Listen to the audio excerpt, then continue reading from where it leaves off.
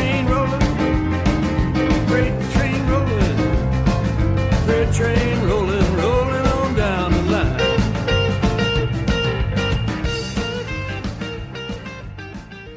Hello and welcome to CounterPunch Radio. My name is Eric Draitzer. Thanks so much for tuning in. First-time listeners, welcome to the show. So glad you found us. Regular listeners, as always, welcome back. I have an excellent discussion lined up for you today. Just a little programming note. This conversation was recorded about 2 weeks ago now, almost. And the only reason for the delay was I had an unforeseen emergency to deal with that kind of took me out of commission for about a week or so. So I do apologize, but it's still fairly current, and I think you'll enjoy it as my guest and I discuss the Mueller Report and Trump and Jussie Smollett and a whole lot of other issues. This conversation really kind of does go all over the place, and I think you'll enjoy it. As always, I just want to remind listeners that CounterPunch is really quite an important project for us in these times that we're living through. I feel that even just in the last 12 months, the media landscape on the alternative media on the left has gotten even more insular, even more incestuous, and even more, lacking in variety, I guess we could say. And CounterPunch is, I think, a breath of fresh air in so many ways because it's really unlike any other outlet or any other media platform. You'll get all kinds of topics covered from a variety of perspectives.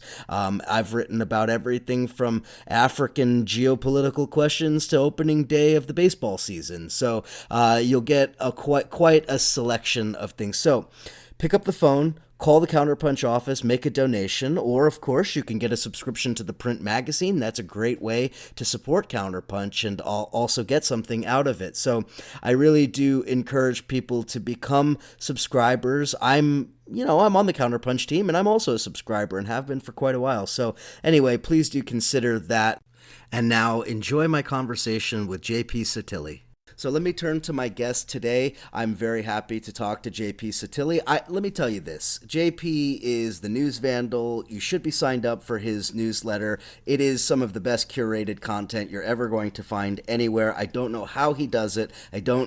Some kind of black magic and witchcraft that he performs in order to be able to find all of these great stories. So if you're not signed up for the News Vandal, for the daily rundown, please do that. News Vandal. Is it newsvandal.com, JP? Yeah, newsvandal.com. Thank you. And if you go there, it just a little box pops up and you can sign up. Hey, and guess what? You can also support JP on Patreon. I really recommend that as well.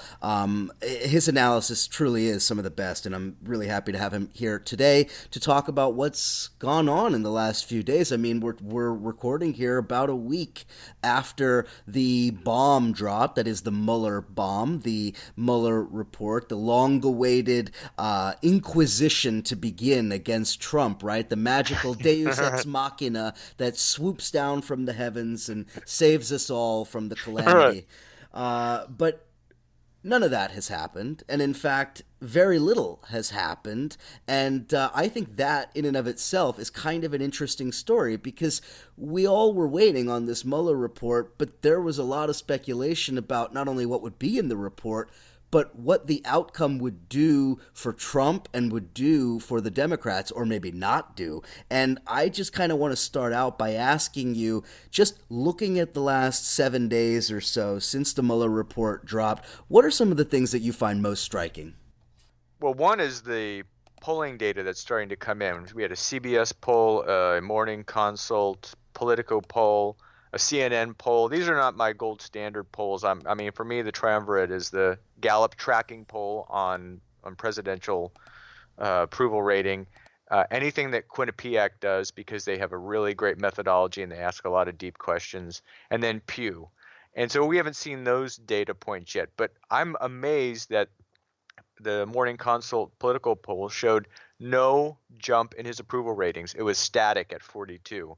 I'm surprised that 77% of Republicans don't think that think that the report should be released, and that they that they don't think it fully exonerates him. All of these really interesting data points that were shocking to me because I thought he was going to get a bump. I mean, I thought he was going to get to 45%.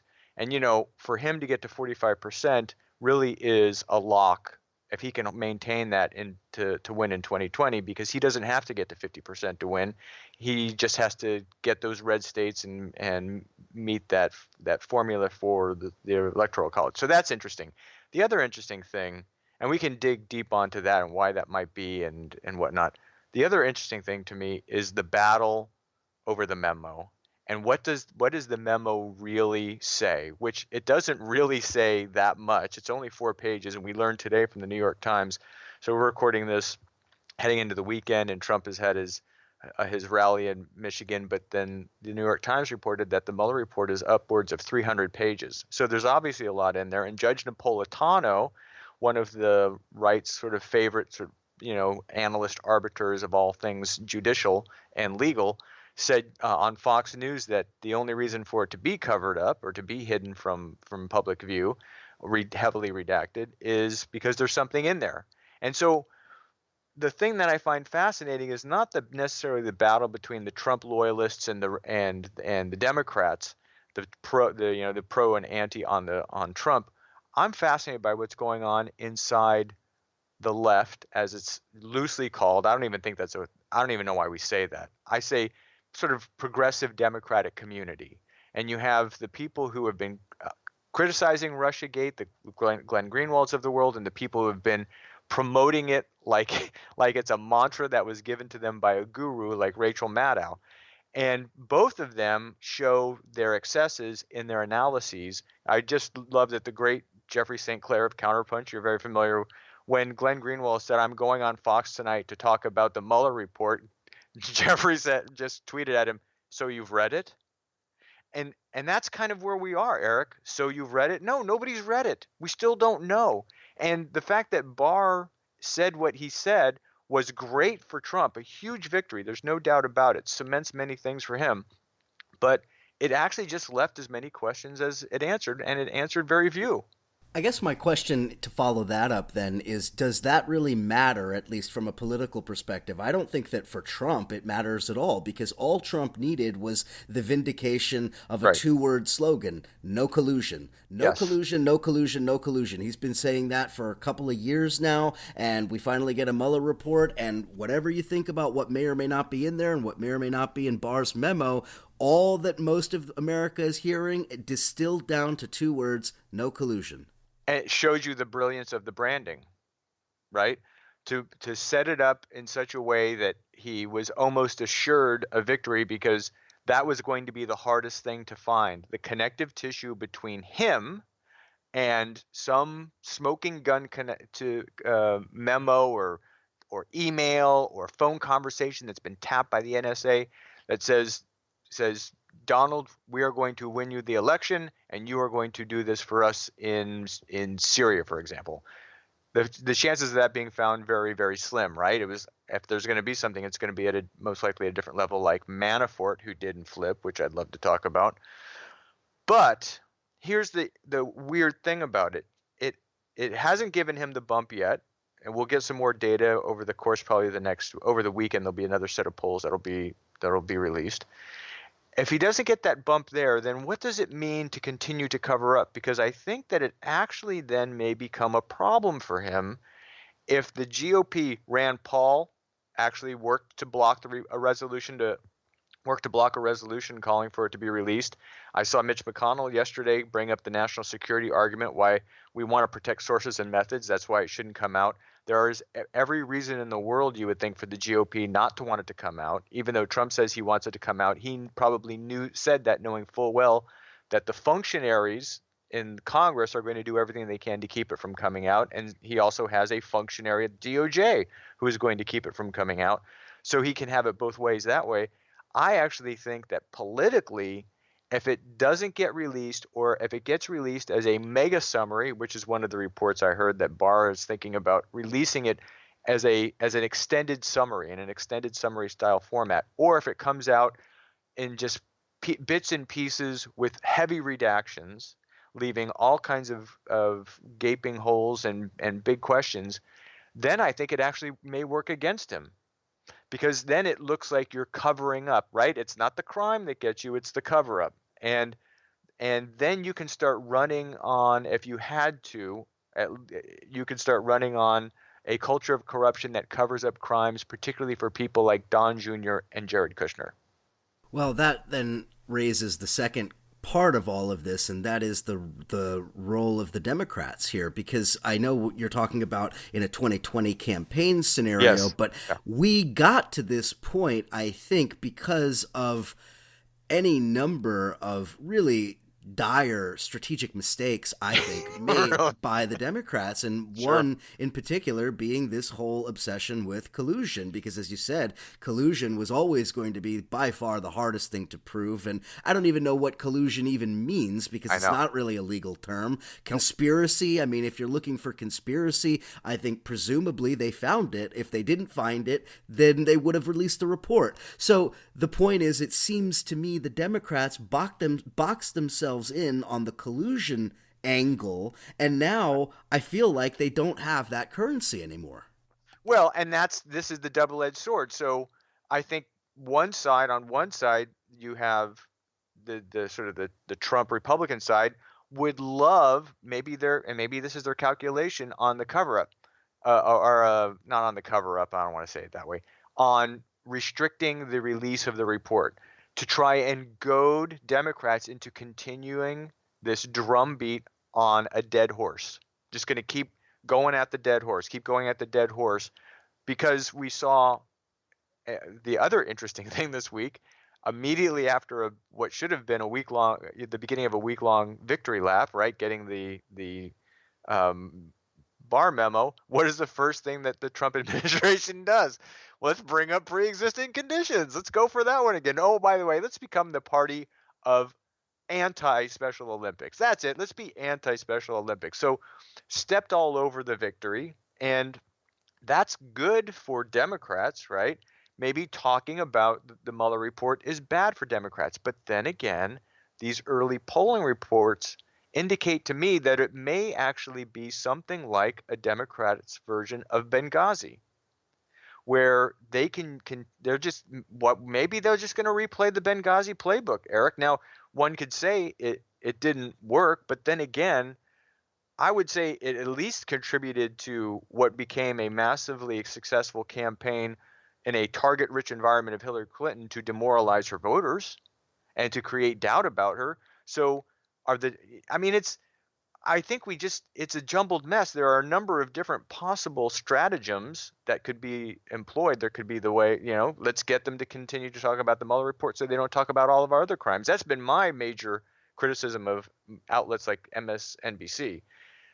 Every hour on the hour, we're going to do a full hour of discussion with Frank Figliuzzi and Joyce Eileen and a whole cast of characters of people who used to serve in the FBI and in the Justice Department and in the intelligence services, and we're gonna find out how many angels are dancing on the head of a pin because somebody told somebody at the New York Times that the Mueller investigators are looking into Deutsche Bank. Oh, somebody says they're looking into Deutsche Bank. Well, let's spend 5 days figuring out what they could be looking at in Deutsche Bank when it's an anonymous source giving just sort of a weird little breadcrumb to nowhere. And they're just going to they could have been doing anything. They could have been doing anything else. They could have been doing what? The Department of Interior, the EPA, the HUD, the fact that Goldman Sachs took over the U.S. economic policy and gave away this tax. There are so many. How about killing children? Donald Trump's administration opened up the rules of engagement. Record number of children killed in Afghanistan by U.S. bombing last year. Did MSNBC cover it? No. So there's that argument too, right? Why not cover that stuff? But then again, if the base, the Democratic base, has now become somewhat similar to the Republican base, insofar as they're looking for that red meat that activates them. Maybe if the polling data is not showing a bump for Trump, maybe that's the green light to go ahead and continue to hammer it. I don't really have a good answer for you either way. I have this funny image in my mind of, a child, this very cliched sort of image of this child going to his grandma and saying, Grandma, I want to play. And Grandma says, sorry, Sonny, Grandma's watching her stories. Grandma's watching her stories now. And the reason I say that is because I feel like that's what all of this really has come down to, because MSNBC and CNN in particular have kind of become this sort of soap opera kind of outlets Yes. and I mean that in a very real way. I don't mean that as a sort of a caricature of what they're doing. I was just looking at some numbers. I actually didn't know this, but I knew that the median age for viewers of Fox was 65 or somewhere north of 65. I did not know that the median age for MSNBC and CNN is like 62. Yeah. So Yep. it's essentially baby boomers who are watching Yes. cable news, Yes. and they're the ones who are lapping this stuff up. And I wonder what that actually means for the politics of 2020, because baby boomers are obviously still an important contingent, senior citizens, as they've all kind of at this point, I don't know about all, but many are now senior citizens, etc. Always an important demographic in any election. They vote. But I don't.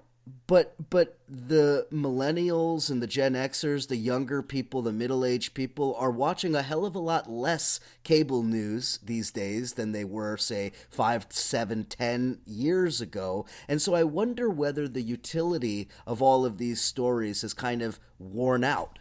I think that's a great observation. I mean, we need to put this all in context. I would say right now, based on recent numbers over the last, 5 or 6 months, the average daily viewership, engaged viewership for all three of those networks combined is around about what, 5.5 million people in a country of 328 million?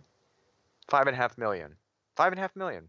And before Donald Trump, these stats will blow anybody's Well, I'm mind, sorry, I think. wait. 5.5 million if you combined all three? Yeah. No You're looking way. at, No yes, no, way. yes, It's that you're- low?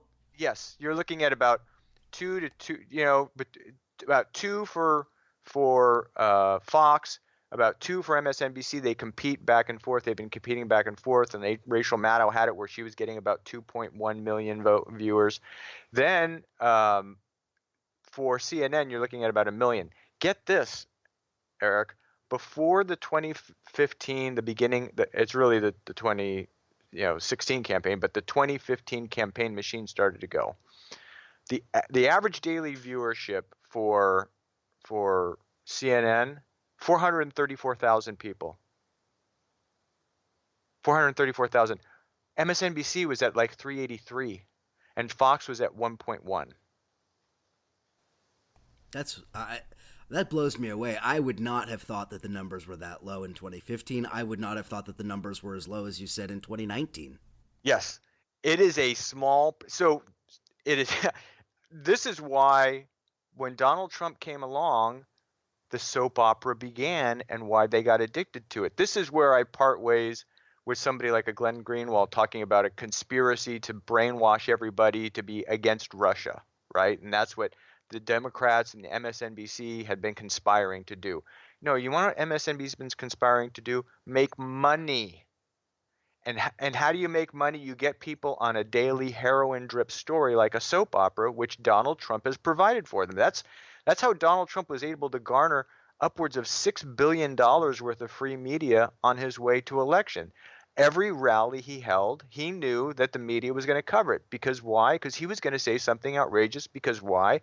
Because he learned how to do politics from being involved in World Wrestling Entertainment. And that's how you do it. The Washington Times had a great write-up on this right after he was elected about how the McMahons were consulting with him and how he praised them for helping teach him how to do politics. This is I think what the Russiagate story and the monotony of it really was driven by on the part of MSNBC, particularly as Rachel Maddow finally supplanted Hannity to get to that coveted, 2.1, 2.2 million viewers. I think she even hit a 2.5 at one point at one of those sort of those peak moments when there were all of these leaks coming out, and maybe when the anonymous letter was written about, we're protecting the democracy from inside the White House. But we're not talking about a huge viewership here. And the oddity is maybe that the way everybody who crowds around media and politics on social media handles it is to distort the actual impact of it. And maybe that accounts for why there hasn't been the Trump bump, because even though all of us who are in and around this bubble teaming on it, and I include myself, I used to be inside the bubble when I worked in the media inside DC, and now I spend a lot of time commenting on it. I'm always negative about it because I think it's horrendous, and I think it's strangely narcissistic, but maybe we are overestimating the impact that the Russiagate monotony and drumbeat has had out there in the world, where still, in spite of the greatest economy in the history of mankind, people are struggling to make ends meet, and they are so busy going about their day trying to make ends meet and pay for prescription drugs and do all the things that they're trying to do, get their kids through school. Their kids are probably living with them after going to school because their kids have all this debt. So they're not paying attention to this stuff like all of us are, which maybe is why when the bomb dropped, it didn't have the impact that people thought it was going to have. Yeah, the Mueller report, not with a bang, but a whimper, no doubt. I think that an interesting aspect of this is to consider how this plays in the 2020 Democratic field, because I haven't really seen all that much translation into the campaign. And now, granted, the campaign is still very, very early, and who knows where this is all going to lead. It will undoubtedly be a long and winding road to not pay royalties to the Beatles, to use their phrase. And I think that the question is this even an election issue? I don't see a Bernie Sanders or an Elizabeth Warren or even a Kamala Harris being able to do all that much with Russiagate. So I guess my question to you is, where does let's call it the liberal media establishment, where do they go leading into 2020? I mean, do they continue dealing the heroin, or are they moving on to, the 2020 ecstasy rave? Yeah. Yes. Well, I already saw the headline today. I think it was Lloyd Grove at the Daily Beast or something had the story on after, because there's a ratings drop, particularly at MSNBC after Sunday. MSNBC now turning to 2020 coverage. In other words, well, now that we've maybe lost this narrative thread that we can run every day like a soap opera, as you so aptly put it, now we're going to go to the horse race. And they're really already beginning the horse race. I mean, the coverage for Beto O'Rourke, I get up at 4 a.m. here on the West Coast. So that day that Beto, helicoptered into Iowa to make his big splash, it was Beto Palooza, and I guess we would have to take some Molly for that at this ecstasy rave. But they're geared up for it, and why wouldn't they? It's actually a seamless transition. So I think the media will happily go towards that. Although I also see some spine stiffening and recalcitrance, kind of like, wait a minute here. We're not going to let you take the narrative from us about our failure as a media establishment, which is one of the immediate narrative frames that came up inside the progressive movement among the progressive critics of the DNC and the Russiagate story, and also of their opponents on the other side. So I think they want to battle that back, and I can understand why they would want to do that. So maybe you don't want to let it go. I think in terms of politics, I think the Russiagate story will have some effect at the congressional level in key congressional races, where you have toss-up districts, and where animating Trump voters and demoralizing Trump voters and animating Democratic base voters and demoralizing them. I think it can be weaponized in a few races around the country. That could be very useful, and maybe in a couple states where you have some of these red state senators who are coming up and being a staunch defender of Trump could work in your favor or work against you. So on the presidential level, I see almost no applicability at this point. I mean, I don't know. I think that's probably where you wouldn't you agree with that? I mean, I think I don't see any way. I don't see any way that RussiaGate makes its way into 2020 in any. Well, no. Let me rephrase that. I don't think it makes its way into the 2020 campaign because Democrats want it to. I can see a scenario in which Trump brings it into the campaign. Sure. In which Trump says they're all liars. It's all fake news. I've been saying fake news. They've all been saying that I'm some kind of lunatic for calling everything fake news. 2 years of this, fake news, no collusion. You're all liars. Okay, so Eric, so that if you're faced with that, and you have candidate X. All right, let's not say who the candidate's going to be now, but candidate X.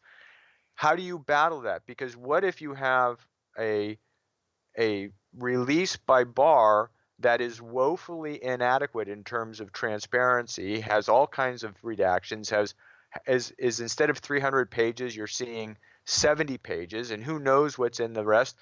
Why wouldn't you counter then with the cover up is protecting you, and when I become president, we'll get to the bottom of that. Or at least, how about this? You might say to your candidate, don't say you're going to take vengeance if you win. Say we just need to get you out of there because we can't have these kind of cover-ups anymore.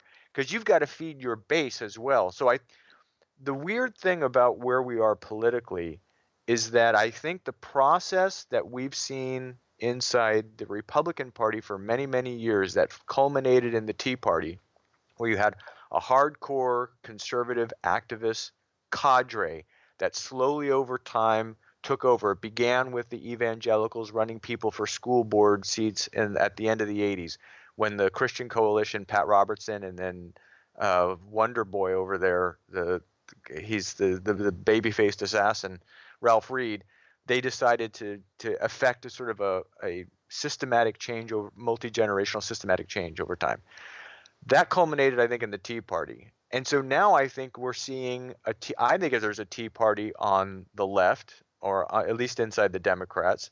I think you see the impact of AOC and people like that inside the party on invigorating the party, and also invigorating a key constituency for the party, which is going to be millennials who are transitioning out of the sort of the diffident, going to college, late teen or early 20s, going to college stage, heading into their 30s and starting to actually get to that part of life where you start voting more.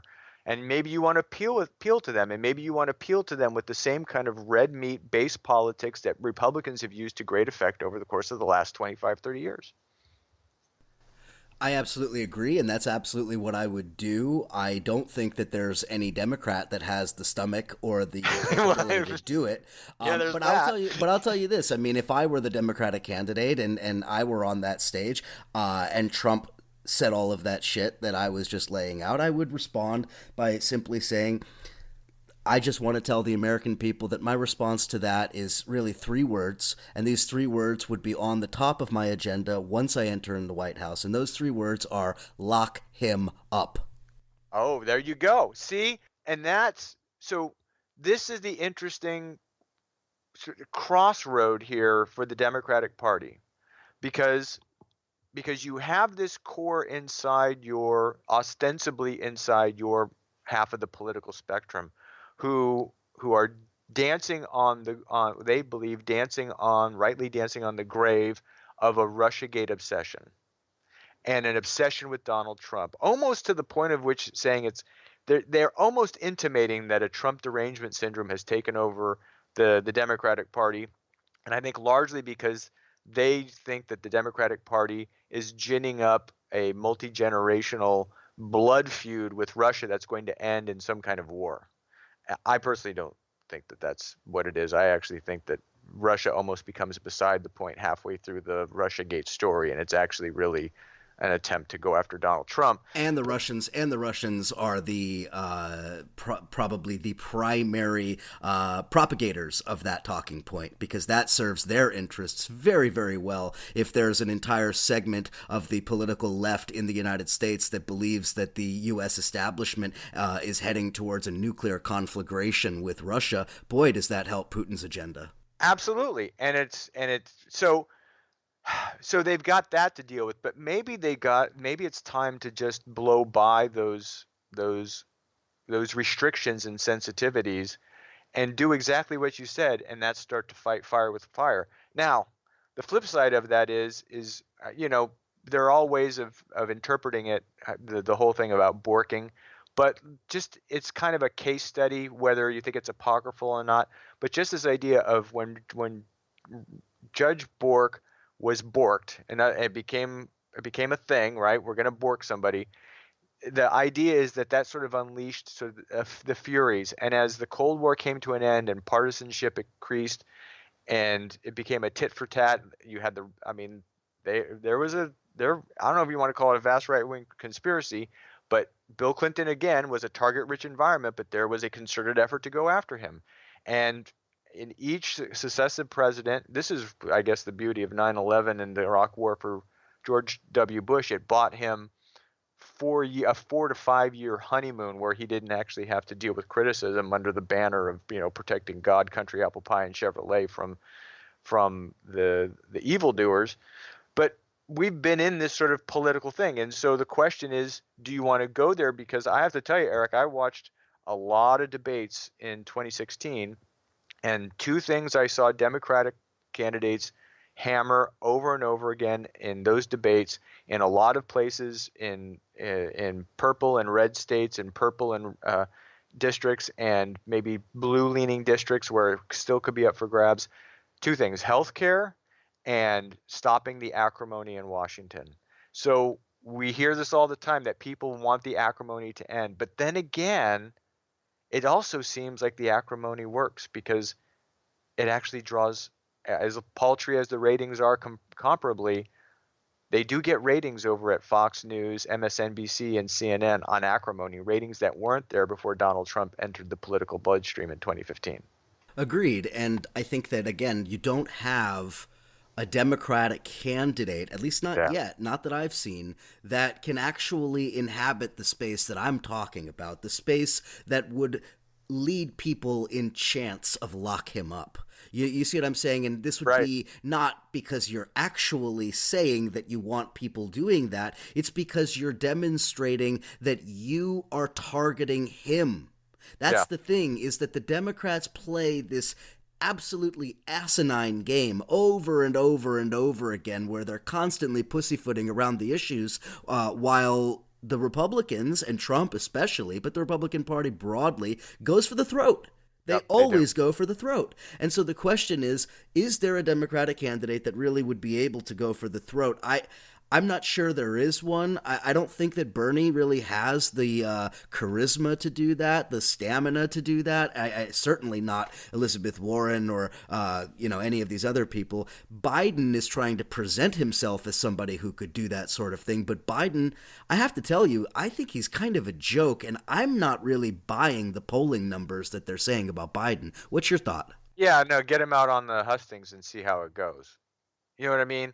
Let him do some retail politicking first because I think on paper he looks a lot better than he does in practice, most likely, right?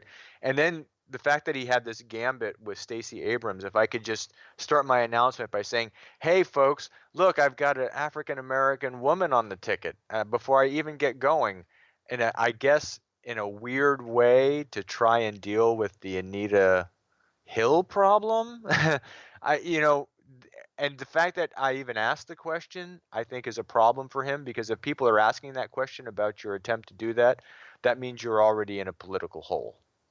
And is there even I'm sorry, just as a sidebar, is there even a precedent for somebody having a running mate before their campaign starts? I can't even think of one. Yeah, I haven't seen it. I don't think it's necessarily a bad idea to do that.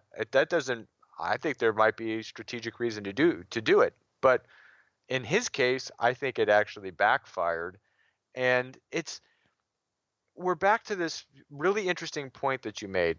If you watch CNN, and particularly MSNBC and Fox News, if you watch it during the day, you're going to see catheter commercials. And why do you see catheter commercials? It's because of the demo that you're talking about. It's basically aging baby boomers in their early to mid and even late 60s and into their 70s who were watching these news channels. Don't forget, I have to correct you. I also see commercials by selling gold coins from Beatles actors. Gold coins, yes, that's right.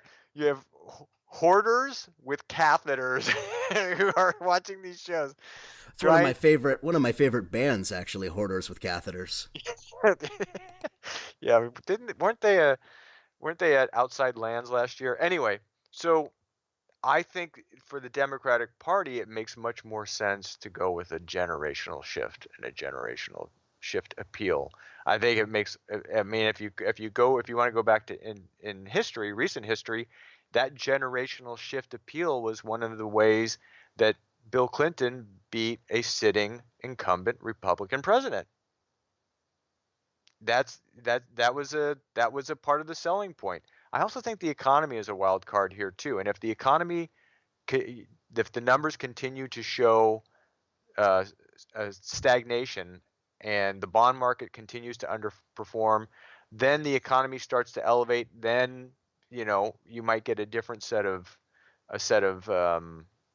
dynamics that can be exploited. But I don't know. I don't see anybody. Who's there?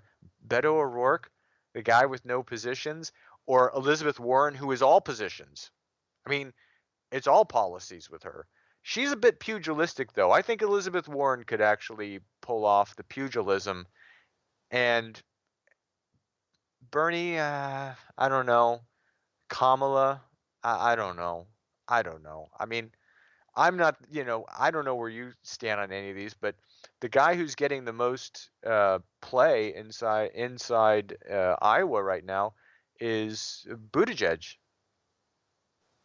Yeah, that's an interesting. Speaking of wild cards, that's an interesting one that probably deserves its own kind of analysis. And I have to admit, I mean, I know enough about him to be able to speak on him, but I haven't done any kind of in-depth examination of this guy. But I have to say that the fact that everyone, or not everyone, but many of these mainstream media outlets are now spoon-feeding him to me tells me something pretty significant. I think less significant about Buttigieg. I guess Buttigieg is how you pronounce it. Yeah. Less significant about him. I think it says a lot more about Beto O'Rourke, frankly. If they got to put this guy up, I think it says that O'Rourke is weaker than he's been presented to be. Because, I mean, how many, semi-young, semi-photogenic white dudes are you going to have in this campaign who are going to take centrist positions? I mean, there's only so much territory like that you can stake out. There's the farther left group of Warren and Sanders. There's the center neoliberal types more like a Kamala Harris and whomever. Cory Booker. Cory Booker, right? But Kamala Harris and Cory Booker have the, to use the more cynical interpretation, have the advantage of a black demographic built into their base, in addition to a lot of other, elements that they can kind of bring together. As far as the Buttigieg thing, though, I gotta say that this looks like a fallback plan for Beto O'Rourke not panning out. Well, and look, if anything, he is running to be a vice presidential candidate. Right? But again, here's the question, though. Nobody knows who this guy is 6 months ago. Nobody cares, right? Beto O'Rourke is everywhere, right? He's the man who's going to slay the Ted Cruz monster. He's the record-breaking fundraiser. He's live streaming his dentist appointments and everyone's interested. Yeah. I mean, he's Taking everywhere. He's everywhere. And then he finally, he meets with Obama, for Christ's sake. He finally announces he's running. He swoops into Iowa, and it's like, I haven't seen much. It's because he doesn't say much, and that's I mean, I think that's going to be the problem that he's going to face, particularly when you have Elizabeth Warren out there saying, I want to break up big ag. I mean, you want to win in Iowa? I want to help the family farms by breaking up big ag and empowering you to take back farms from big agriculture. Wow, that's But saying something. I'm That's gonna least, take. I'm sorry, I didn't mean to step on your comment there, but I'm gonna take a cynical. I'm gonna take a cynical view of that. Do you really think? And I'm asking genuinely. Do you really think that a significant proportion, let's say a significant enough proportion of those farmers in Iowa are going to be even willing to listen to someone who's branded as like a communist, the way that Warren and or Sanders will and are being branded? I think it's an open question, and I think the wild card in all of that calculus is the long-standing or long-term impact of the trade war. If the trade war really starts biting harder on those farmers and those band-aids that Trump has kind of given them, these little cash infusions that he's provided them, don't really cut the mustard, then I could see some interest in that. But if that doesn't happen, boy, I think that any lefty is going to have a real hard time regardless of the strength of the policy. I don't think so in Iowa, actually, because I think that the caucus motivated activist core in Iowa is actually kind of lefty, and lefty in that DFL Minnesota kind of way, right? But you're talking about the primaries, I'm right? talking primaries. Yeah, I'm not Yeah, I talking mean, in general election. primaries, okay, I could see No, that. no, I thought but, we were talking about who was going to get oh, okay, the fair. nomination. No, Yeah. I'm not talking about. I thought we were still doing the horse race for the. Yes, no, we are. Democratic We are. I kind of was thinking, I mean, is this somebody who could actually appeal? Because she's presenting these policies, right? Break up big ag. Okay, yes, I can understand how that would play in a Democratic primary, but Yes. are any of these agricultural states even in play in the general election? I'm No, not yeah, so no, no, sure. no. General election, we're talking about a whole different calculus, and that's the calculus that allows Biden to be at the top of every poll when he's done nothing, and as you say, hasn't done anything to prove that he does have anything going for him other than this gambit with Stacey Abrams, because that's the electability question, and it's about returning the blue wall to its restoring the blue wall, basically, right? That's the let's mix our metaphors. That's the brass ring, is the blue wall, and that's the appeal for Biden. It would certainly, I think, work against Buttigieg. Thank you for the correction. Having a gay man who is married. I mean, I hate to say it, but in a general election, that's going to be a tough call, don't you think? I mean, it's the same thing. So the Democrats, I think, have to decide as a party through this process if they want to try and play it safe and go the electability route, or they want to gamble, because who knows? Maybe the country is ready for Buttigieg. Maybe if he has this, because one of his little edges that he brings to the race is that he is a Bible believing Christian who is offering a different view of Christianity, which means that he could actually attack. He could at least play on the field with that evangelical core that is Trump's most important constituency, and at least offer a counter. It's like your lock him up principle. Go and attack them on the playing field where their ideas are, as opposed to saying, I'm not even going to engage with you and just write you off.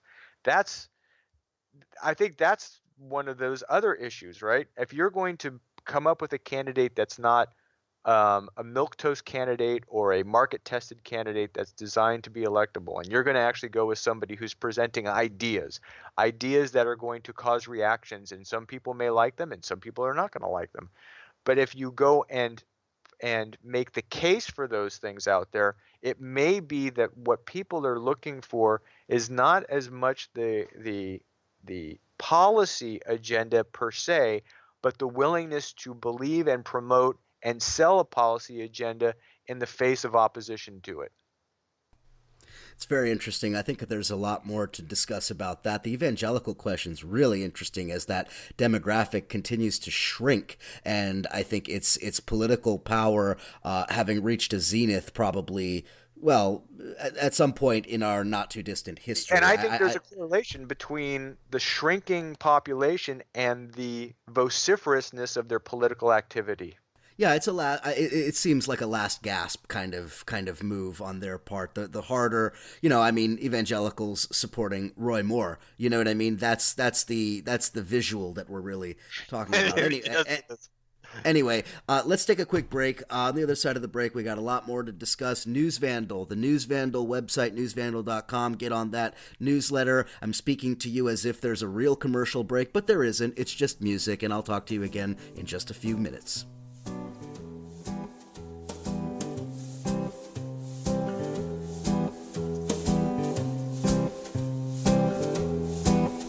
When they kick at your front door, how you gonna come with your hands on your head or on the trigger of your gun? When the law break in, how you gonna go? Shot down on the pavement or waiting on death row. You can crush us, you can bruise us, but you have to answer to. Oh, the guns of Brixton. Money feels good, and your life you like it well. But surely your time will come, as in heaven, as in hell. You see, he feels like Ivan, born under the Brixton sun. His game is called surviving. At the end, if the harder they come, you know, it means no mercy. They caught him with a gun. No need for the Black Maria. Goodbye to the Brixton sun. You can crush us, you can bruise us, yeah, even shoot us. But oh, the guns of Brixton. And we're back chatting here with JP Sottile. Again, get on the News Vandal newsletter. It comes to your mailbox, to your email every single day, and it is the best newsletter you will find, I promise you. JP, before the break, we were talking a little bit about the evangelicals and the campaign and which way the Democrats might want to go. And I do want to shift gears in a minute or two to talk about. Well, I kind of want to get your take on the Jussie Smollett story because that is really interesting to me. But before we get to that, you said an interesting point about the Democrats. Do they want to go for the new demographic? Do they want to shift to a generational shift, or do they want to kind of play it safe? And in playing it safe, I think you were kind of implying that they would be fighting it out with Republicans in some senses on the battlefield of the Republicans' choosing. And that strikes me as tactically horrendous, an absolute utter debacle waiting to happen. And frankly, I can see the Democrats doing it. Well, it depends on what you mean, because I think ignoring the question of God and faith and religion is, you might as well go for it. And that's Buttigieg's thing, right? Just go for it. I'm going to engage. I think that's actually not a bad idea, because anything that you can do to instigate your opponent and to engage your opponent, I think makes a lot of sense, particularly engage their strength. I just think tactically engage them at their strength and not just at their weakness. I would agree, but I want to pose a slight change in that question. Sure. There is, and studies have shown this, a huge difference between the older evangelicals and the younger, Right. or maybe the children of the Yes. evangelicals, Yep. even when the children are still believers of the faith, do still attend church and whatever, there does seem to be at least some major differences of view on social issues, especially among the younger evangelicals. So in that sense, what you're saying makes sense, right? That somebody like a Buttigieg can thump a Bible but also be a gay man. That might appeal to some of those younger children of evangelicals. But the question I would then pose as a counterpoint is, irrespective of whether or not you're appealing to those younger evangelicals, are those deep red states where the evangelicals are really strong in play? I would say no, even if you appeal to those demographics and even if you peel off the younger evangelical vote. Okay, so I think this is where we get into what I think is the new political environment, and it's a political environment of all of the innovations, if you want to call them that, of Trump's political presence. The number one takeaway that I got from 2016 is that it is as important, if not more important, to demoralize and fracture your opposition's voting base than it is to excite your own. You should excite your own, and once you get yours excited, that's great, and he was good at that. But what they were really effective at was demoralizing the opposition. This brings us back around to the question of Russia in the last campaign and all of those issues, which many of us expect to have many details buried in the report, and that's also another reason you would think for Donald Trump to not want the report to come out, because what is one of his number one obsessions? It's the size of his election and the legitimacy of it. So there's that question in there. But I think it's really, even if so you're just going to write off, let's just say, that swath from South Dakota all the way down to Louisiana, right? That big red sort of heart of the country. If you just ignore them and you don't put any resources into them, I think you're missing an opportunity in some cases to demoralize voters and maybe even pick up a couple congressional races along the way through demoralization. And in particular, definitely this is the case in purple states. We're demoralizing the opposition. It's not really that new of an innovation. I think it was used in a different way in the last election in 2016, but it's the same old of negative advertising works. It's just that it was done in a hyper-targeted way with social media by the Trump campaign, Cambridge Analytica and Brad Parscale. Supposedly Kushner was running it. Who was over at Cambridge Analytica? Well, Mike Flynn was on the board of Cambridge Analytica, and Bannon was over there at the Cambridge Analytica. So what were they doing with all of that data? They were demoralizing the base. Celinda Lake, a day after the election, Democratic pollster for a long time, said in an interview that the turnout models failed, not the polling. The polling was dead on. They actually got the poll result they expected by the 1 and 2 percentage point win. Where it failed was in the turnout models, and they expected 5 million more Democrats to show up. 5 million. They were planning on 5 million more voters. They didn't show. That's a demoralized voting base. And so to go and play on your opponent's field in certain key states, maybe you don't challenge in all red states, but places you certainly want to challenge in Georgia now. You may even want to challenge in Texas, although that could still be fool's gold. But you know what? The demographics are moving very quickly in Texas. And if you can demoralize by burying tires around your opponent's neck, by engaging them in issues that they think that are their strengths, that may be effective. It was certainly effective for Donald Trump in the last election. But Donald Trump, well, let me back up. I'm not disagreeing with what you're saying. I actually agree with a lot of that analysis, but I'm going to kind of play devil's advocate here and say that in order to execute what you're talking about, it requires a tremendous amount of resources, and I don't just mean financial resources. I mean resources of time, of on-the-ground campaign work, grassroots stuff, all of that door knocking, all of that kind of stuff. That's what that requires. And the question that I would have is, but is the payoff worth that kind of investment when you consider that just a couple of Rust Belt states flipping from Trump to a Democrat changes the election completely. Ohio, Pennsylvania, Wisconsin, Minnesota gave the election to Trump. Yes.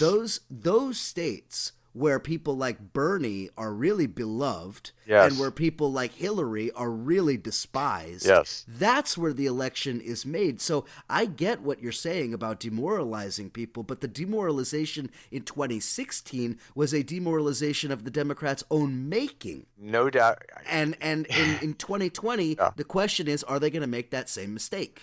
Well, and we don't know yet because we don't know who the candidate is. And based on the field at hand, it seems like a possible mistake that is just waiting to be made. But it's early days. I mean, who are these people? Is Hickenlooper? I mean, Hickenlooper does the one thing. He comes out against the New Green Deal, which is a nice buzzword and set of buzzwords inside the Democratic Party. Maybe he's trying to differentiate himself. I don't know. I mean, Hickenlooper, I don't know. We've talked about Beto. I think that in a weird way, Kamala has a shot at the nomination because she hits a lot of those old entrenched Democratic buttons. She can basically kind of be a new version of that DLC kind of Democrat, right? She can pull that in, and because she's African American and because she's a woman, because those, and she was a prosecutor, she's got this mix of things that makes her maybe look electable at this time. And I think that's I don't know, I'm back to it again here, Eric. Electability or ideas.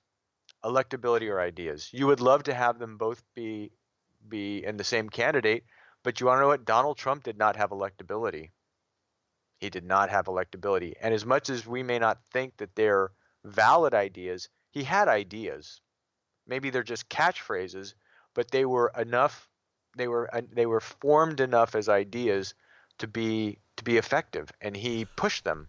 And Are you kidding? Build the wall is like the greatest political idea of my lifetime. Exactly. Yeah. I mean, it's utterly insane and fascist in every imaginable way. Perfect. But as far as political quote unquote ideas go, it's fucking brilliant. Yeah. Yeah. Okay. Well, you know me. I modulate my. I don't want to get over my skis here, but that's what I think. He had ideas. He didn't have electability.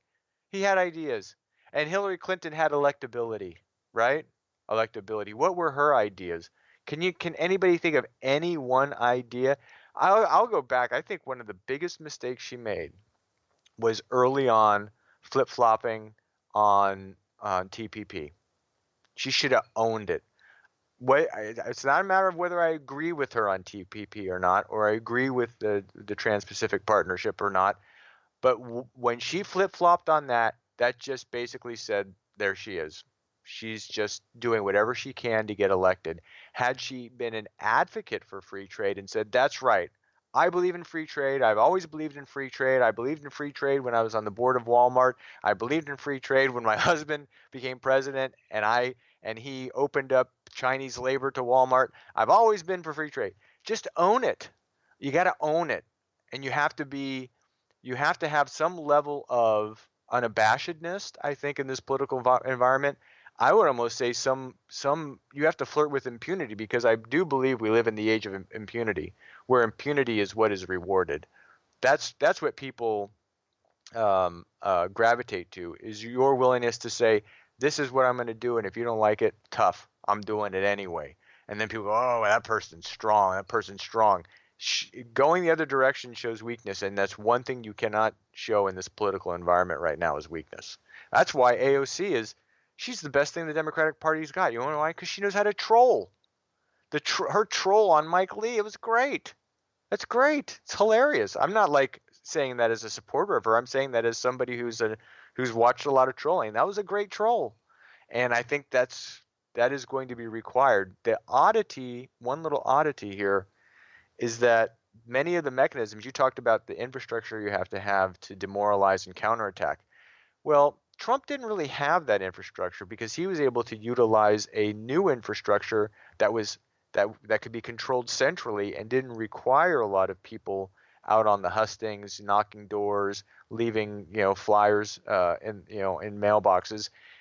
They weaponized social media, and now the oddity that I was referring to is that now that's going to be restricted, supposedly going into the next election cycle, as companies like Facebook are doing everything they can to avoid being called a media company and coming under the guillotine someday of a major antitrust move.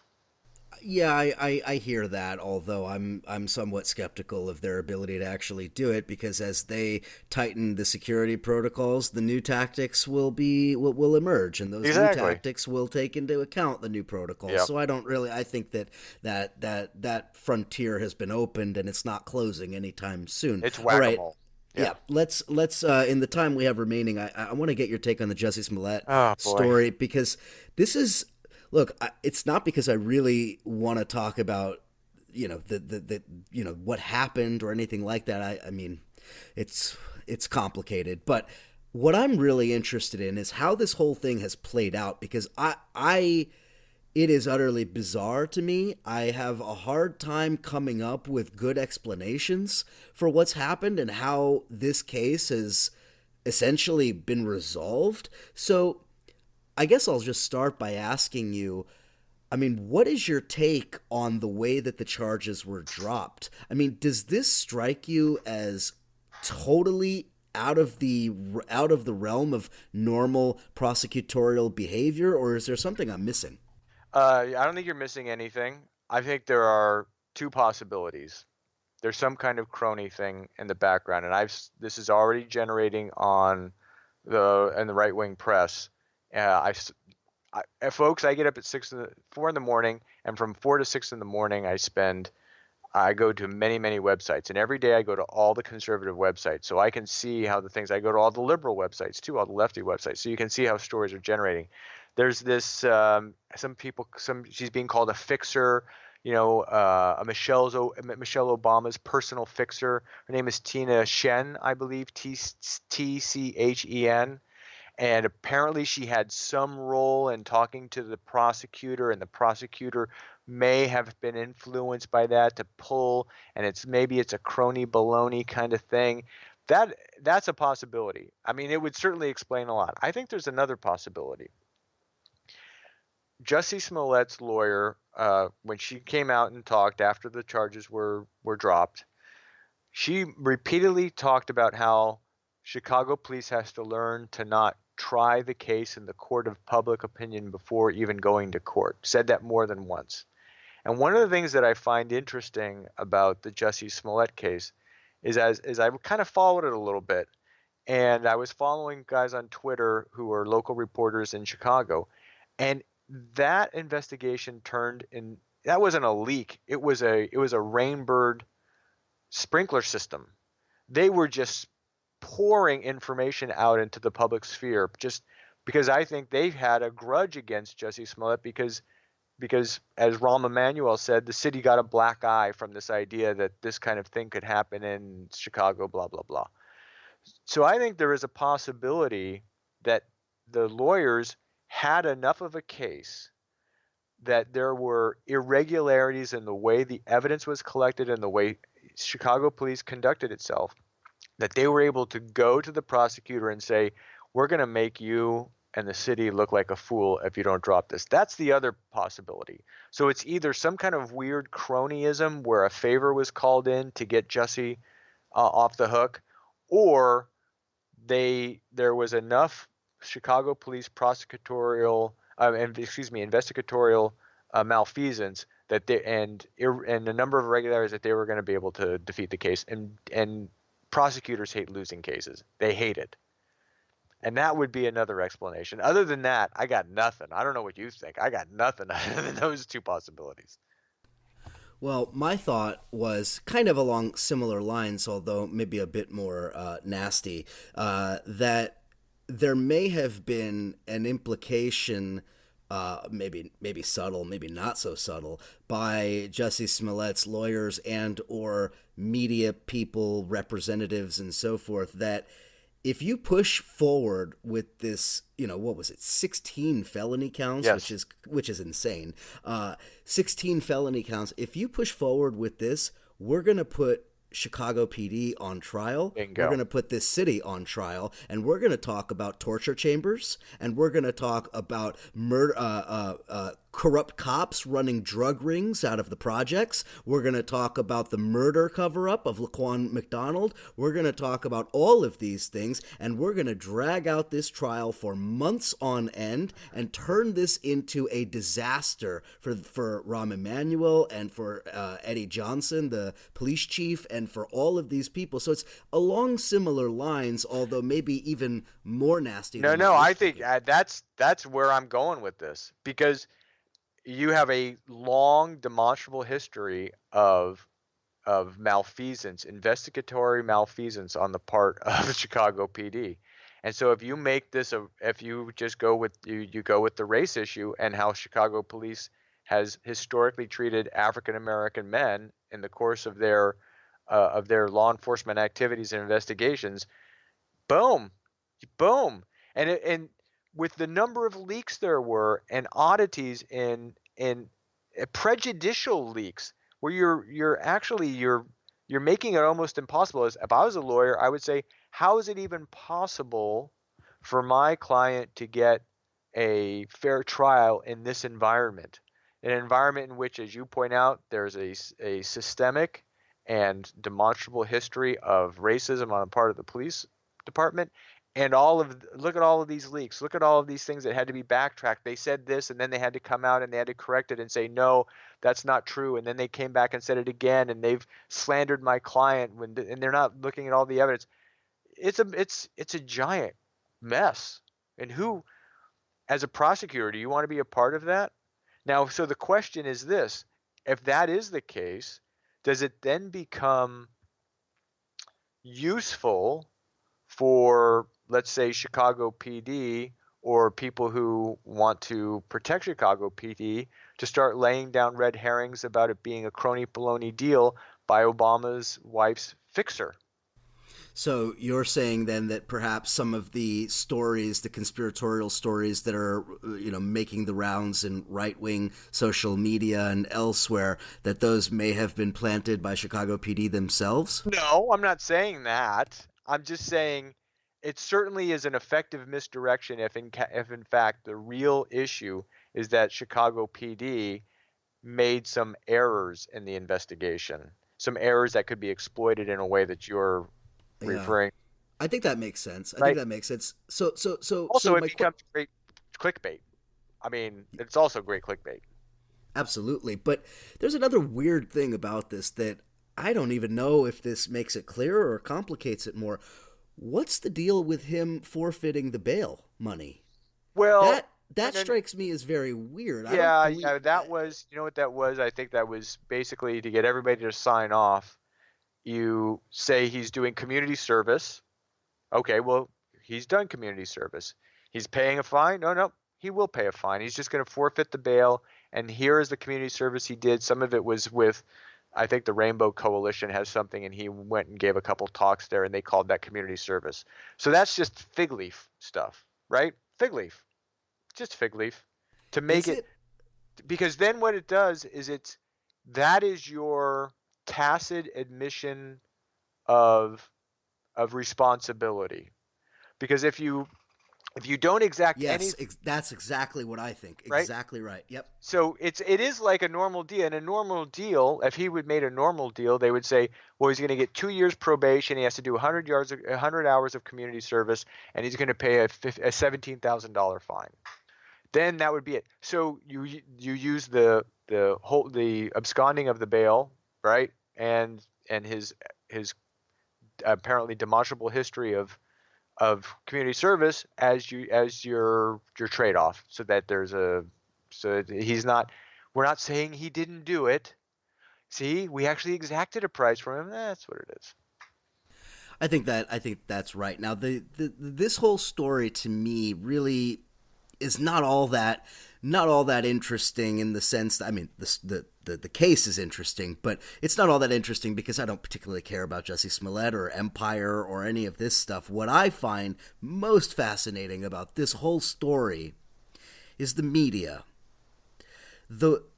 I want to hear a media critique from you, because I frankly think you do some of the best media critique there is. I want to hear a media critique from you on how this case played out in the media and in public opinion, because this was like a roller coaster ride. I mean, it really kind of took a lot of twists and turns in ways that most cases that play out in the media don't. So talk to me a little bit about how the case played out in the media, how it was talked about and introduced in the discourse of American culture over the last couple of months, and what does that tell us about the current media landscape and or social landscape? Oh my gosh. Okay, well, everybody grab a beer. I'll give you a couple minutes, get comfortable. I'm gonna be here for a while. There are a number of things here. One is you can see how a victim with a story is given a level of deference now that I think is perfectly acceptable, particularly in the wake of the Me Too era, right?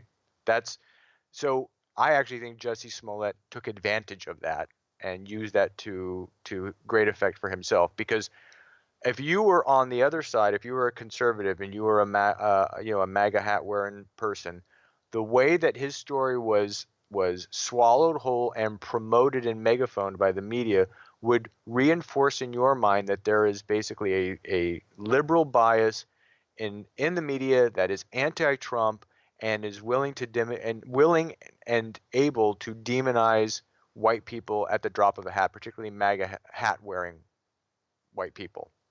And so the fact that the media responded to it and took it all on face value, are we really going to argue with that? I mean, if somebody's going to come to you and say, look, I've been victimized in X, Y, and Z way, you're going to react to that. And I think the reaction to that was visceral and understandable. And it got turned around pretty quickly as soon as the thing started to unravel. I mean, the media response to him was no longer sympathetic. I mean, I think the media in a weird way performed not admirably by any stretch of the imagination, but at least did not perform abnormally.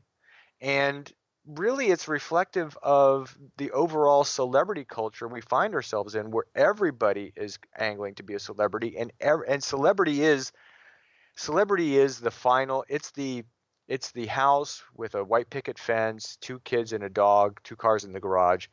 We can't get that anymore. So what do? We search for celebrity. We're using celebrity to stuff in that black hole that has been created by late stage consumer capitalism that can't be filled any other way.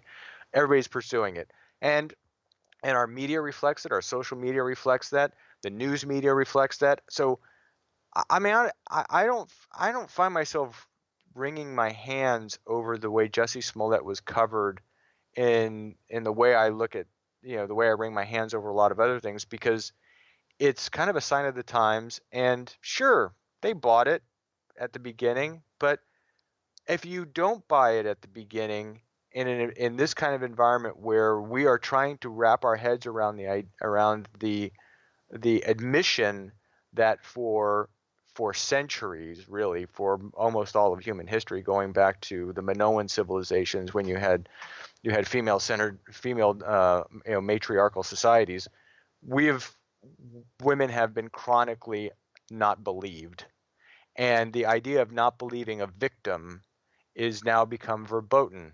And I think that there's nothing wrong with that. And I think there's nothing wrong with that if that victim was playing a hoax, then poking a hole in that victim's story and then exposing it, which is what happened to Jussie Smollett. I agree with a lot of that, although I think that there's another question here that we really do need to examine, and that is that, yes, it is a culture of celebrity. Yes, it is a desire to kind of be seen as something more than just successful, but rather a symbol of something larger. Right.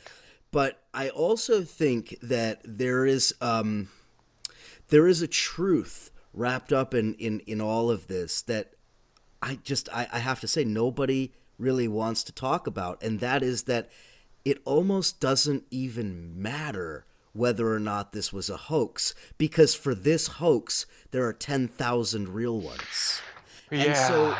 And so you know, on the one hand, there was a narrative that immediately emerged of absolute rage towards Smollett for doing this because it discredits all of the real instances of this happening. But there's also another way of looking at that and saying that this actor acted out and played the part that represents thousands of real people and real lives. And so I wonder this sort of semi-permeable, you know, membrane, as it were, between acting as a victim and being a victim, because Jussie Smollett is black and he is gay, and this is a real issue, and it's on the rise. All of the data shows that it's on the rise. I think I saw 1,700% increase in anti-Semitic actions and attacks. I think I saw something like 1,000% increase in reports of hate crimes. I mean, this is an epidemic around the country, and that's not fake news. No, and those data points were probably drawn from the Southern Poverty Law Center, which is a whole other can of worms that maybe we should tackle in a month when we figure out what the heck Morris Dees was up to over there and why that institution is going down in flames. But what you're pointing out is very interesting, because it gets to the fundamental Rorschach test at the heart of American media right now, politicized media, because for one side of the equation, they're going to see what you just said, or the televisual example that you were referring to of Jussie Smollett, and say, I actually think that what he is doing is conditioning us to believe that these things happen, as opposed to the other side, which would say your point of view, which I think is a very valid point of view, that he's actually created a symbol of what's happening in reality all around the country all the time, right? So for people who would be critical of it, they would say they're conditioning us to believe it. They're conditioning us to think that America is more racist and more homophobic and more sexist and more violent than it really is. On the other hand, the fact that Jussie Smollett was believed is not just because we're in an environment, a post-Me Too environment, where we're trying to believe victims in ways that we didn't for basically all of American history, but we actually found it believable because we know it's true, right? It's not true in his specific case, but it's true as a principle in America, as you were pointing out with the statistics. And there we have this divide between two different points of view, one which seems to be rooted in reality and data, and one which seems to be rooted in a perception of victimization itself. Because I saw polling data about 6 or 8 weeks ago that a majority of white Americans believe that they are the most racially targeted,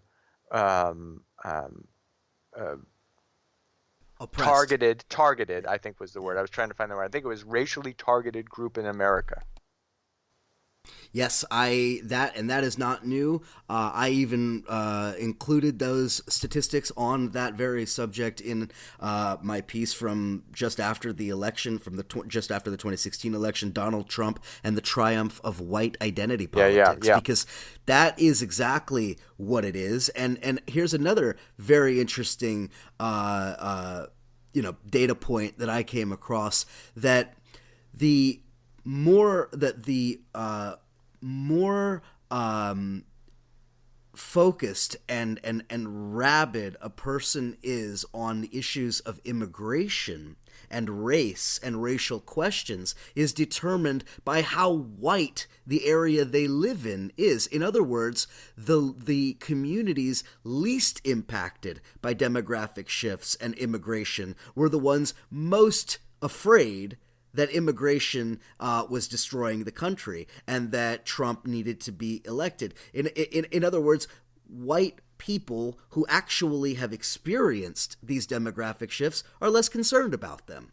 And I think that there's something to be said for this particular moment where these people who want this whole thing to be a hoax so that they can say, oh, racism isn't real, these hate crimes aren't real. I think they believe that because they live in all white communities where they don't see any of this. Yeah, well, I think that that's true. I mean, and I think also because there's a larger issue here, and I think this gets into why we have this celebrified culture, why we have this age, why we're living in an age of impunity, why we've elevated those who operate with impunity.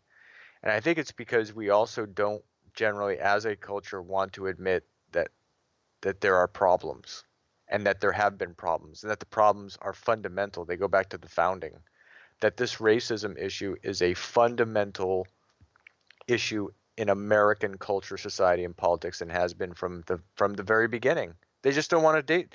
Look, we don't want to deal with what was done to Iraq, and that was just a little while ago. We don't want to deal with any of these things in our collective memory. We want to shove them down the memory hole, and anything that absolves us. I mean, the offer of absolution in this kind of politics is also incredibly appealing. It's not just about them not experiencing it on the day-to-day basis, but any implication they have of responsibility, even if it's just by proximity to it, they're looking for absolution of it. I think we're all, as a culture, looking for absolution of all these things. We don't want to deal with Eric, Iraq. Think of how blithely we as a socio-political system have dealt with the crime of Iraq. Tens of thousands of people killed under a lie, an intentional lie, and we haven't done anything about it. We haven't faced it at all. So then we're going to face this fundamental issue of race in American society. I mean, I think in every way we see we're just an ostrich, or a society of ostriches looking for sand to put our heads in. And any way we can do it, we're willing to do it. And if you can sell a resort of sand for ostriches to put their heads in, like Donald Trump has, you can be very, very effective. You are selling impunity. You are selling absolution, the kind of absolution that he says he just got from the William Barr memo. I mean, it is a very powerful political aphrodisiac. But isn't that aphrodisiac common to all empires? Oh, yes. Because if you really, I mean, seriously, if you look at it, I mean, what you just described, although, you know, the racial component of it perhaps is uniquely American in some sense, but any empire you look at historically suffers from that same kind of tunnel vision and inability to cope or deal with or reckon with the reality of their own actions. And in almost every case, invariably, and I think probably in the case of the United States as well, in the not too distant future, that empire crumbles because of a lot of that inability to address some of these fundamental issues. So I guess I wonder whether what we're talking about is really uniquely American, or whether it's common to all imperialism. Well, it's common to imperialism, but I'll just go with a recent example. Look, as you say, the empire is not going to last. Every empire ends, and there are many signs that this empire is waning. I mean, I think the geopolitical system is no longer unipolar. That's for darn sure. I mean, that unipolar moment did not last very long, despite the best efforts of Dick Cheney and Don Rumsfeld. So it's going to end. The question is it going to end like in a sort of a 13-year-old boy's temper tantrum, or with a lot of recalcitrance and a lot of bombing from afar, and a lot of racial animus, and a lot of jingoism, and a lot of xenophobia? Or are we going to find a Mountbatten who can gracefully say, oh, well, there we go. Yes, you've shown that we've been wrong all along. Thank you very much. I'm sorry we did all this. We're just going to leave now, and just sort of bow as you walk backwards out the door the way Mountbatten did in India. Took a lot to get there. And there's a reason why Martin Luther King was taking cues in terms of his strategy from Gandhi, because Gandhi basically was able to force the British to face the hypocrisy of their own imperial system by using British law in particular, and then using the force of will of nonviolent action. And that actually forced the British to fade away fairly, not, I don't want to say gracefully, but without a lot of fanfare, and with a tacit admission of their own responsibility on their way out the door. And the question is whether America can gracefully disentangle itself in any way, shape, or form from its empire. And that's going to involve a lot of apologies and reparations and a willingness to admit that America has been wrong. And whether tacit or explicitly, I would prefer explicitly. It doesn't look like it's going to happen, because look, Obama was criticized for apologizing because he went to Cambodia and he kind of said, well, yeah, I'm a little bit, America's a little bit sorry for what we did here in Cambodia. Oh my God, we can't have that. Cannot have that. Can't have it. And Donald Trump is the 13-year-old tantrum version of how you deal with the decline of empire, not the Mountbatten version, where you actually start working with the people that who have suffered under your imperialism and find a way to disentangle yourself and get out of their way ultimately. Right now that does not look like it's on the horizon at all. And I don't know if I see any of that in any of the crop of Democratic candidates, because the Democratic Party is woefully ossified in a sort of dual mind brain lock over its long tradition of harboring anti-war sentiments and its neoliberal interventionist embrace over the course of the last 20 years. Sure, look how they tried to crucify Ilhan Omar. Yeah, I mean, they're in there. The people are in there. The critics are in there. The anti-war blood is in the system, but it is woefully compromised. And that is why JP Sottile will be endorsing Mike Gravel for the 2020 Hey, you campaign. gotta hand it to Gravel. Come on. I love Mike Gravel. Let me tell you something. I know him on a personal level. I've spoken to him many times. I've chatted with him. I chatted with him last week, actually. He is an awesome guy, and I interviewed the high school senior who is running his Twitter account and running his campaign. Super smart kid. Really, really impressive. This is no joke what they're doing with that Twitter account. And I mean, I know that what Mike would do, like he did in 2008 on the debate stage, is roast every Democrat, every pro-war, complicit in imperialism Democrat on that stage. And as David, this young man who's running the campaign, said to me when I interviewed him, he said that Gravel represents a tradition in the Democratic Party that is all but dead. And the question is whether or not something like that can be rekindled. I'm certainly not advocating for some kind of entryist strategy into the Democratic Party necessarily, but I do think that given the current landscape, I don't know that it's out of the question. I could see a scenario in which young people do come into the Democratic Party with ideas that are closer to Mike Gravel's ideas than to Barack Obama's. Well, I think that the anti-war approach is the great untapped vein in American politics on both sides.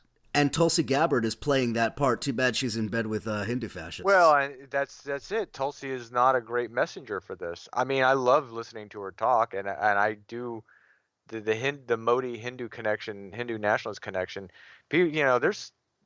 There's some violence, some religious violence happening inside India towards Christians and Muslims on the part of Hindu nationalists. BJP has stirred up. Anyway, that's a whole nother, these roving gangs of people who kill cow herders it's been a problem for the last 18 months. it's also possible to have that voice come up if Justin Amash, who I think has who's said a couple more times in the last week, well, I'm undecided. I can see Justin Amash, the Republican out of Michigan, just trying to get on the debate stage to make a couple libertarian statements. And then there's also Bill Weld, who I think is very serious about it, and who I think is aiming to be the Republican Jill Nader. Jesus Christ. You get that? Jill Yeah. Nader? No, I got it. I think got it. He wants to try and Jill Nader Trump in a couple key states, and that's what his position is going to be. And he's libertarian. He's not quite anti-war, really, among the libertarian anti-war activists who I'm very familiar with that strain, because a lot of them like to read my stuff because I criticize military policy. And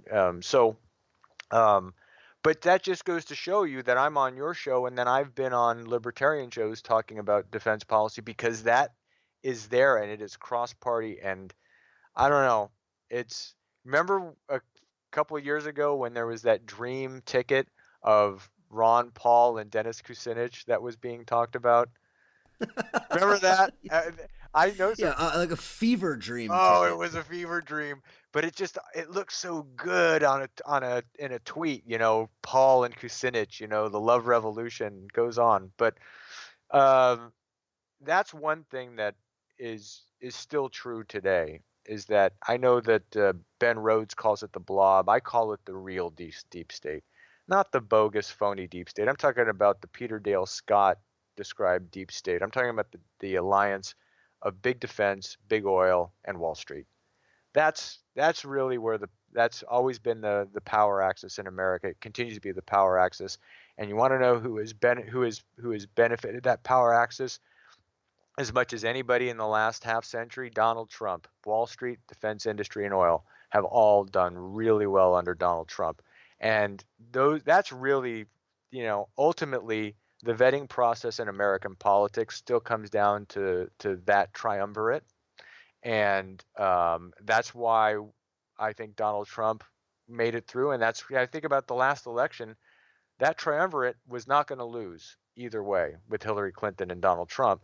The thing that well, I'm not going to say that entirely. I think the oil industry was starting to see the possibility of losing.